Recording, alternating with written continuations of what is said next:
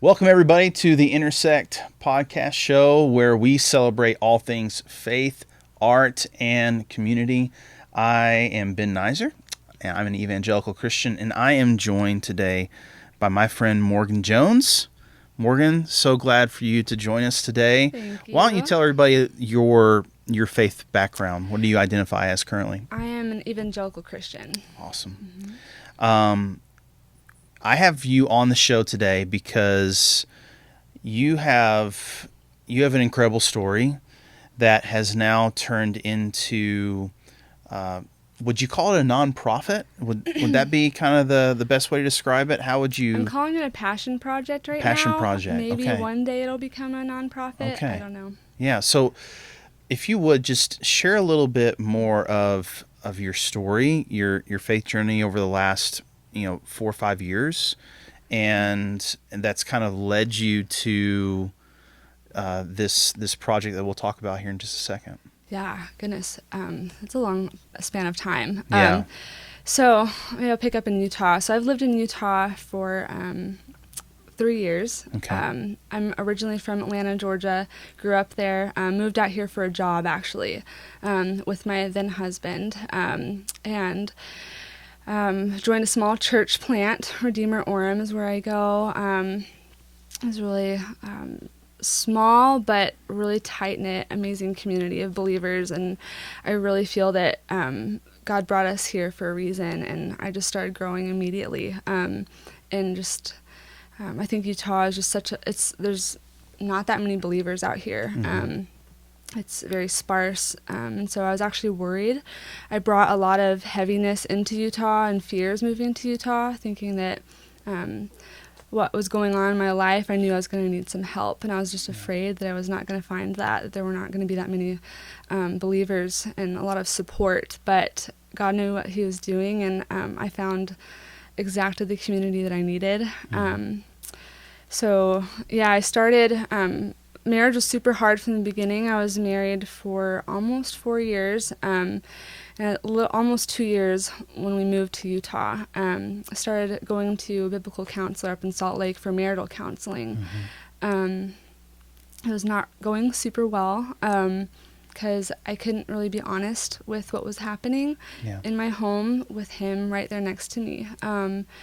And domestic violence and abuse is just a really misunderstood topic in general, and so I would explain things to friends, and I was confused and just lost and really hurting and just really starting to feel increasingly helpless and hopeless. And finally I just started Googling like one day, what is domestic violence? Because I don't know where that came from.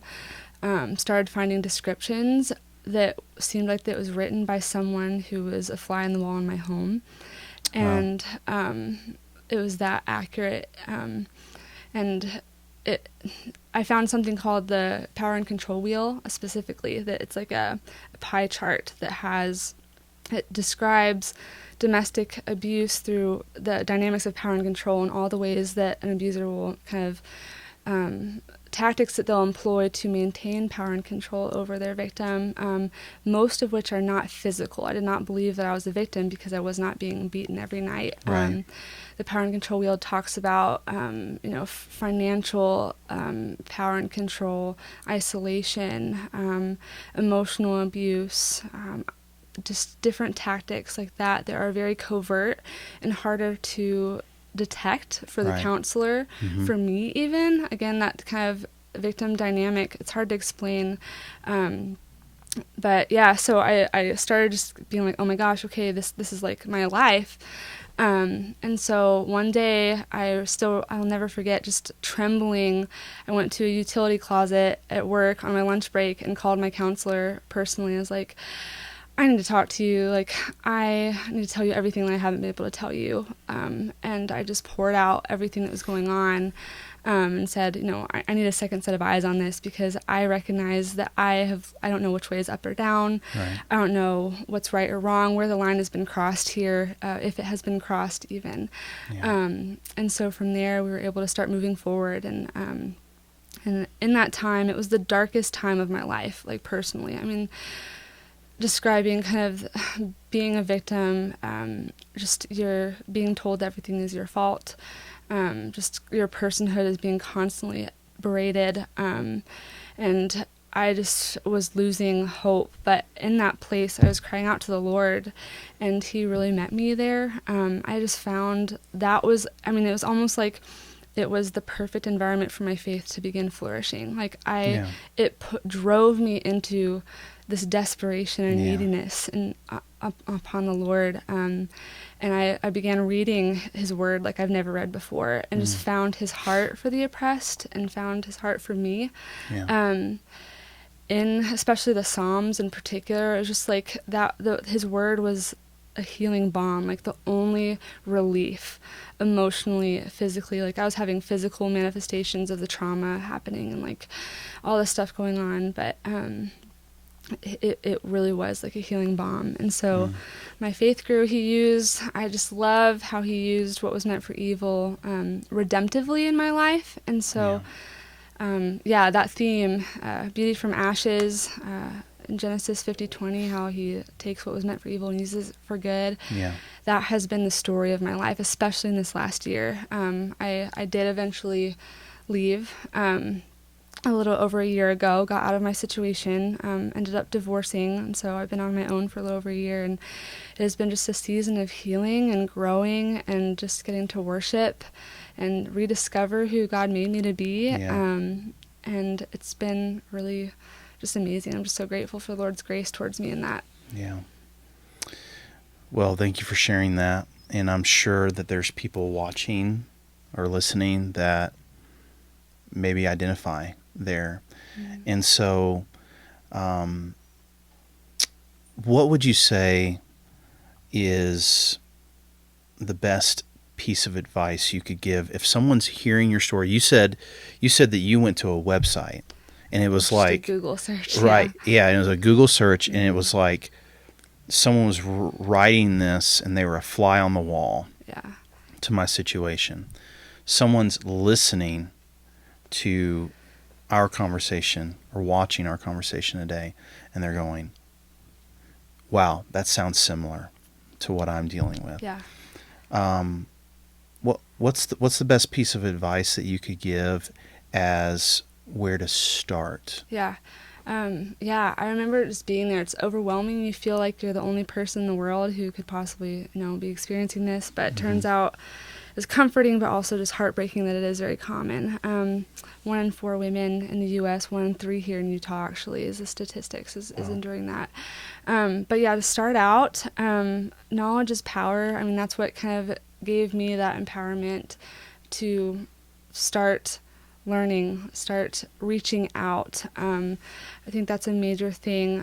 Find someone who is a safe person who you trust, who you know they will have your back, they will protect and support you and believe you. Particularly, I'd highly recommend an advocate, a victim advocate. They are very well versed in the dynamics and impacts of domestic violence.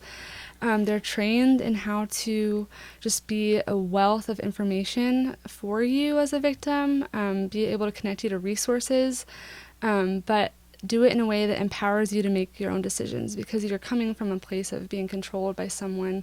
The last thing you need is someone telling you exactly what to do and overwhelming you. Right. So an advocate knows how to do it delicately and walk with you and support you, but help you safety plan, that kind of thing. But they're very knowledgeable. So like I said, it's very, very misunderstood from the outside looking in, because nothing is as it seems. There's deception and manipulation and just all these different factors that are very complex. And so finding someone who's an advocate is just I can't tell you enough how helpful that is.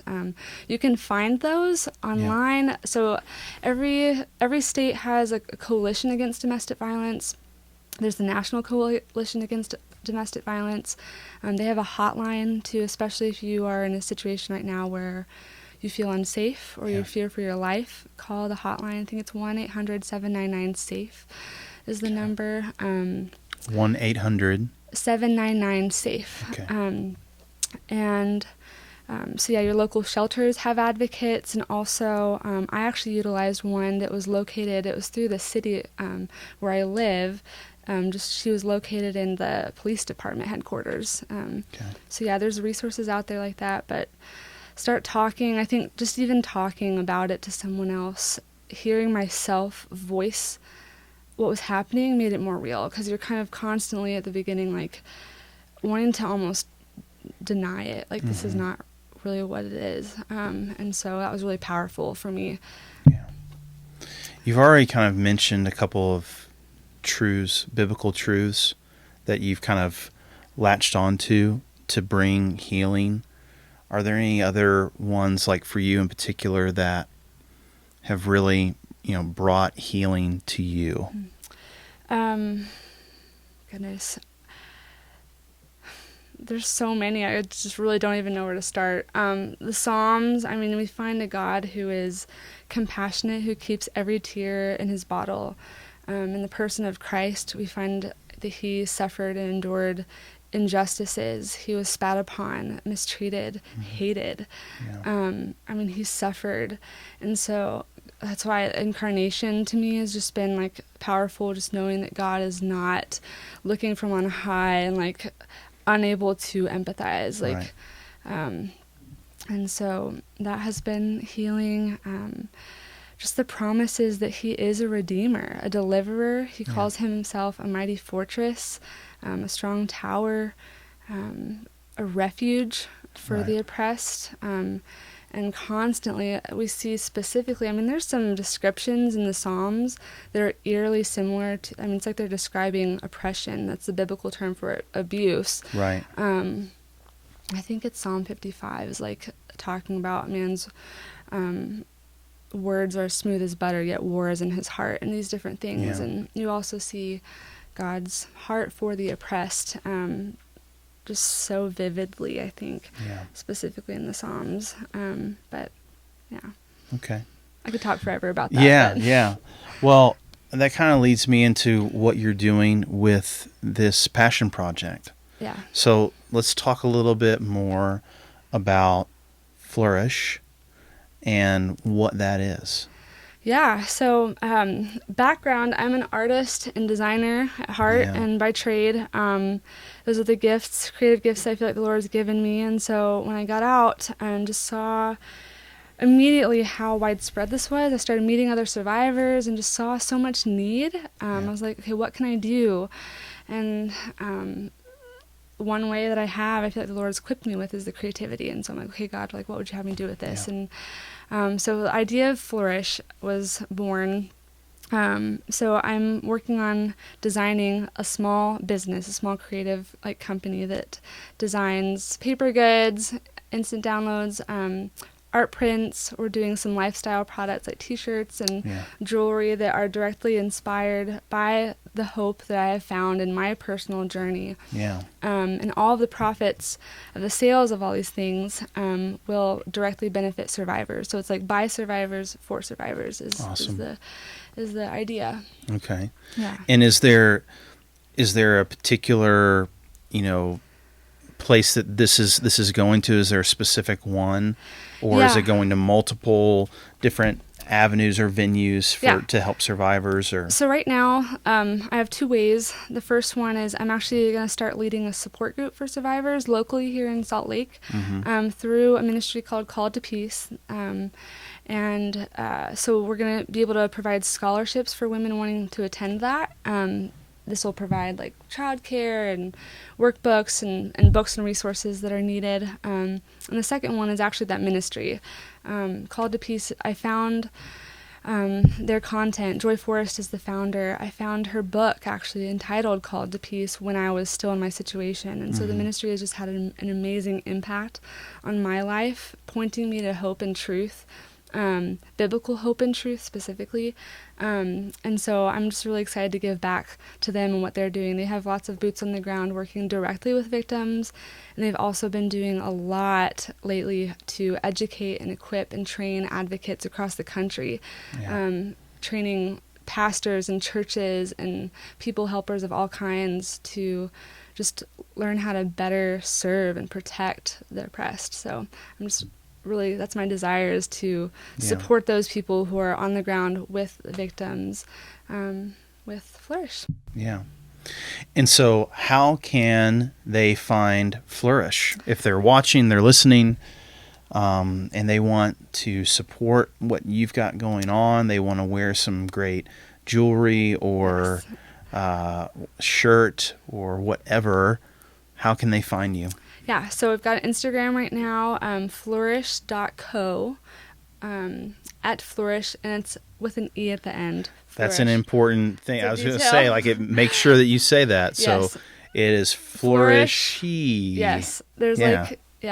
we don't have the logo here, but it has she at the end. Yeah. Because that's the heart behind Flourish, is this survivor, this woman who's choosing truth over the lies, and like seeking to like this path of redemption and stuff, and just flourishing in light of everything that's happened. So anyways, yeah, the name Flourish with an E dot co is the Instagram, and then flourishco.com is our website that will launch in October. Flourishco.com.